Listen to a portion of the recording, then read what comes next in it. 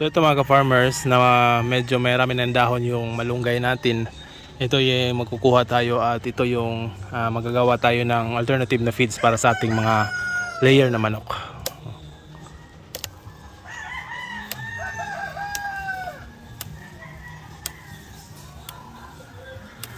So medyo marami ng dahon mga ka-farmers kumpara nung una. Naubos talaga yung dahon dito. So ito siguro kasya na to. So yan, meron ng maraming dahon yung puno. Ito, marami na ring dahon yan. Pati ito. So meron na tayong magpakunan ng mga source ng ating greens. Yan, at itong ating dahon ng Madre de Agua. Yan, marami ding dahon. Pati ito. So matagal na panahon na hindi na kunan natin ito. So ngayon kukuha tayo ng konti at ipapakain natin sa mga manok natin na layer. Ayan. Oh, taas na yung puno. Alright. So ito yung malunggay mga ka-farmers. Slice lang natin ito ng pinong-pino na slice para talagang makakain ng ating mga layer na manok. Ayan.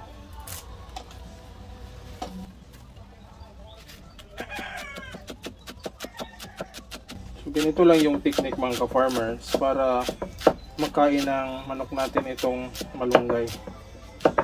Kasi kung malaki lang yung bibigay natin sa kanila, hindi nila kakainin.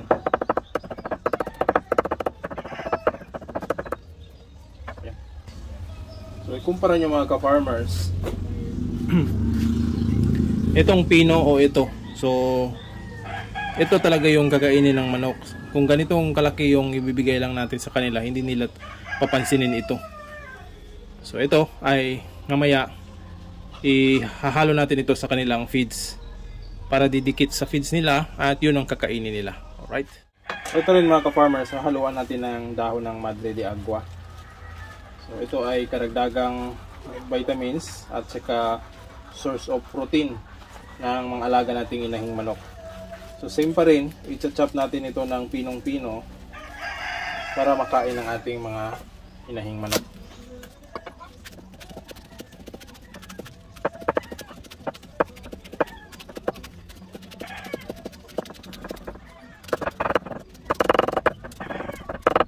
Ayan mga ka-farmers. So ito yung mimix natin sa ating ingredients na malunggay.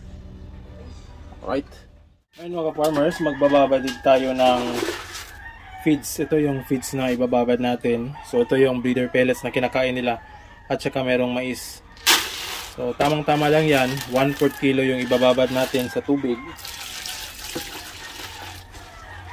So dito natin hahaluin yung, kapag natunaw na ito mga ka-farmers, itong breeder pellets, dito natin i-mix yung ating mga ingredients na malunggay, yung dahon ng Madre de Agua at saka maglalagay tayo ng sapal ng niyog. Alright. So ito mga ka-farmers, natunaw na yung feeds. Itong natira na lang na buo is yung crack corn. So ayos lang yan. Ngayon, hahalo na natin yung mga ingredients natin na chinop kanina. Ito, yung mga dahon natin na organic. So malunggay at saka Madre de Agua.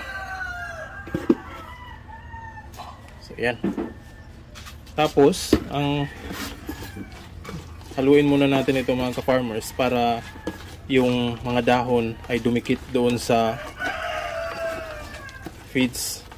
Dahil ang feeds, yun naman ang yung tutukain ng manok para masama kapag matuka siya sa feeds, masama yung mga malunggay.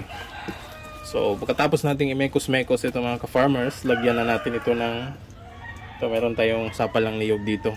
So, tamang-tama lang din. So yan, tama na yan. Mekos-mekos ulit.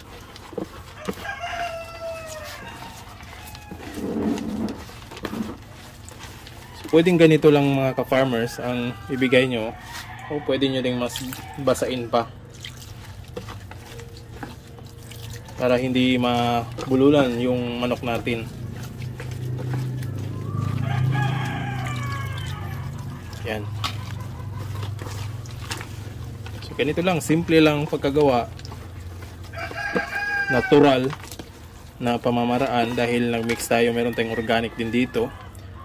So yan, makakatipid tayo sa pagpapatuka. At the same time, healthy yung manok natin. So ito na yung ipapakain natin sa kanila. Alright, let's go.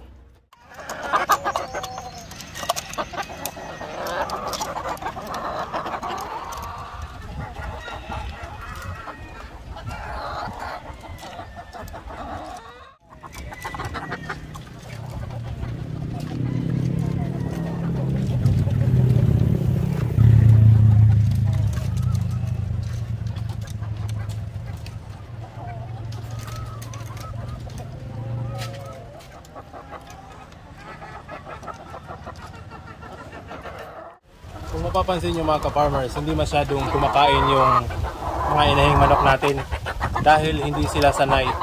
So matagal-tagal kasi hindi nakakain ng ganito yung mga manok natin dahil wala nga tayong malunggay na nasusupply.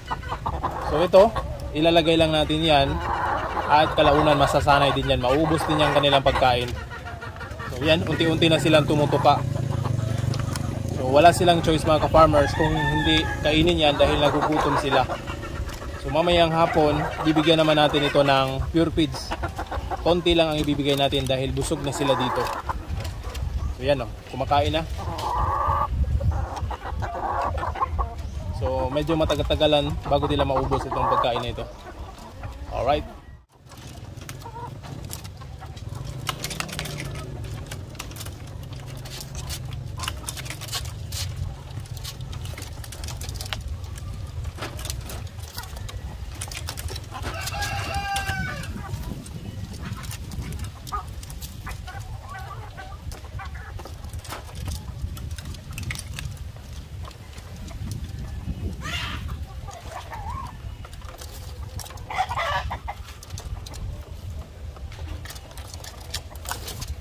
Ngayon mga ka-farmers, kukolektahin lang natin itong mga itlog dito. So ito yung nakolekta natin ngayong araw. Yan, napakadami.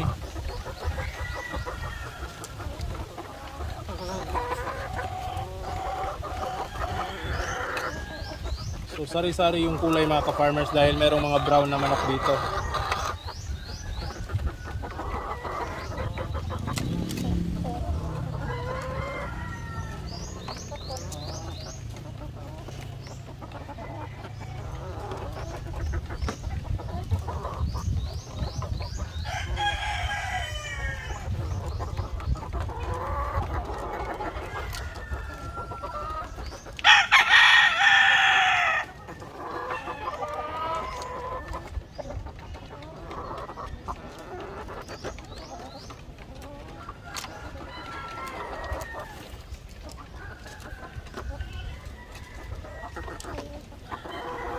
Yan, umabot ng isang tray.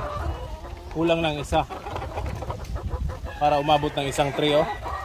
So ito na yung mga nakolekta nating itlog mga ka-farmers ngayong araw dito sa mga kulungan natin. So yan, makakabenta na tayo nito dahil isa na lang yung kulang. Meron pa namang maraming itlog doon sa loob. Isa na lang kulang at pwede na nating ibenta isang tray na itlog. So ganyan, ganyan kalakas pang itlog yung mga manok natin. So ang kagandahan dito ay itong mga manok na ito ay pwede nating pakainin ng mga organic. So ang ideal talaga mga ka-farmers ay magpapakain tayo sa umaga, sa tanghali, pwedeng alternative feeds yung ipapakain natin kagaya ng sapal ng niyog, yung malunggay at iba pang mga dahon na pwede nating ibigay sa kanila. At sa hapon naman magbibigay tayo ng feeds din para hindi masira yung pangingitlog ng ating mga alagang manok at tuloy-tuloy yung kanilang pangingitlog. Alright, ito ayos na ito.